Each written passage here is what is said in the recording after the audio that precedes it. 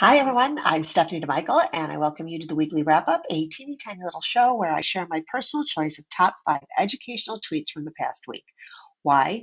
Well, because Twitter is a goldmine of tips, hacks, and info, all freely shared by generous educators. If you don't have a personal learning network, or if you're a little wary of Twitter, please allow me to be your guide because social media isn't for everybody, and frankly, you're just super busy. So I am more than happy to curate good things for you.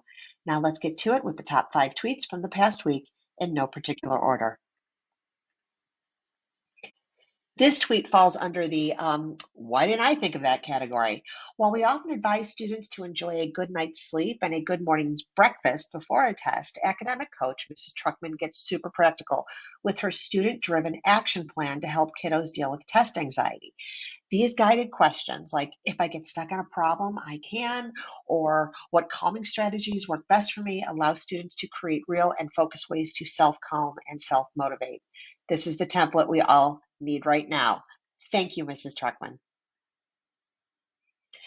Check out this tweet from New York Assistant Principal, Teacher of the Year, and Outstanding Innovative Leader, Christy Orlando Bengali. Instead of asking students to find the answer, why not ask them to find the question? Brilliant. Questioning is a higher level skill that activates critical thinking, and it's way more creative and engaging to go this route.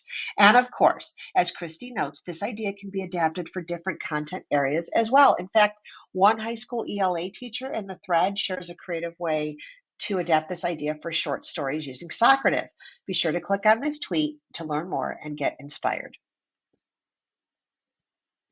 I'll admit it, I'm a Wordle nerd and a hurdler nerd for music, and a world nerd, geography, mouthfuls. Thanks to instructional coach Nick LaFave, I am now an Oodle nerd too. Way easier to say.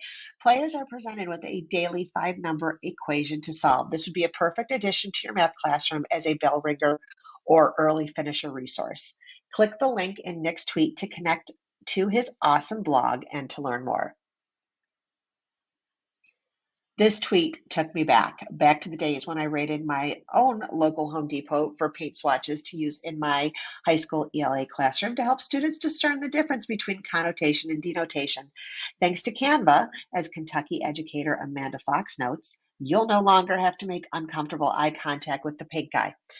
If you're an educator not using Canva, please head on over there because it is legit free for teachers and so easy to use. I'd be lost without it.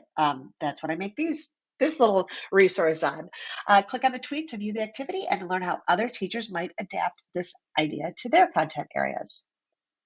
And finally, if you're a fan of BrainDumps as a retrieval practice tool for students, instructional tech facilitator Mrs. U. Sorry, Crystal, I'm trying to avoid mangling your last name and doing you a disservice. She shares this useful infographic in which she creatively matchmakes, I don't know if that's even a word, but she matchmakes BrainDumps with different learning styles.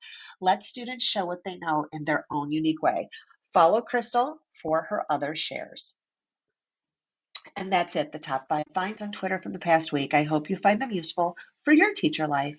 All of the tweets and links mentioned in today's show can be found in the show notes linked below this video.